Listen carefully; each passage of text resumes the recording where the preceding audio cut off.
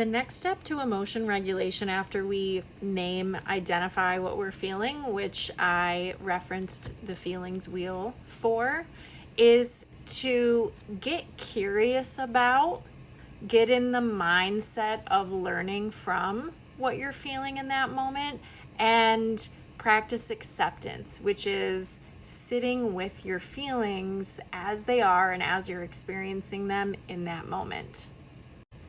Now, sometimes this is a really hard thing for people to do because, number one, if we determine that what we're feeling or experiencing is unpleasant, our natural instinct is to run away from it, to push it away, to fight it, to try to control it, and we do that instantly. But if we move there too quickly, we're not going to learn anything from it, and we're not going to learn how to establish or nurture or develop our capacity to sit with that emotion longer and longer. So this step is absolutely necessary to begin to move on the path toward better emotion regulation. So as you're getting curious about your emotions, you're here, you're in it, you're feeling it, here's some things you can ask yourself. On the spectrum of pleasant to unpleasant, where does this feeling fall? Is it leaning more toward unpleasant?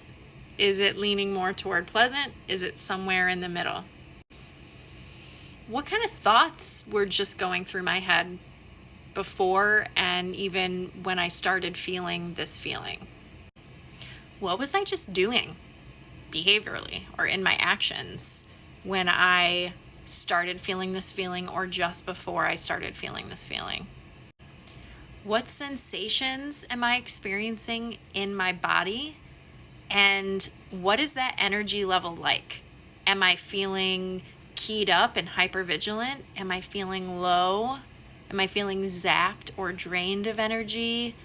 What is that like, and where am I experiencing the sensations in my body, and what am I experiencing in those sensations? How fast is my heart beating?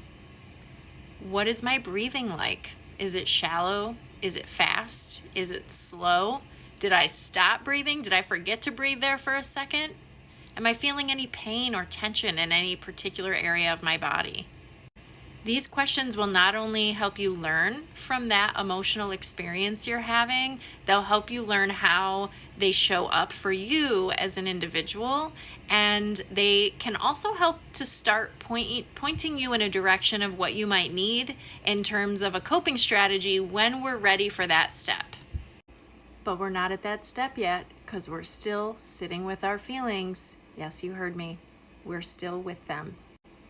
So as we're in our present moment mindfulness and awareness, we're still sitting with that feeling. We've asked ourselves the questions. We're starting to learn about what we're feeling. So now we're going to validate that. Okay, this is also a part of acceptance. You're going to say to yourself, it's okay for me to feel what I'm feeling the way I'm feeling it right now in this moment.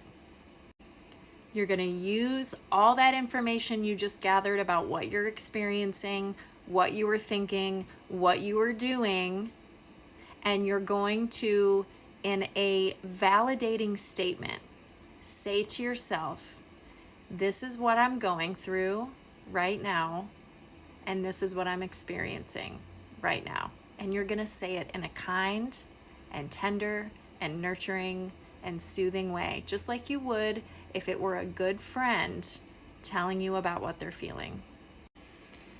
When you validate your own emotions, when you determine that your feelings matter and that they have value, you're nurturing your sense of self-awareness and self-acceptance. By doing this step, this will help you determine what your needs are, and it can also help you better communicate your needs or what you're experiencing to other people in your life.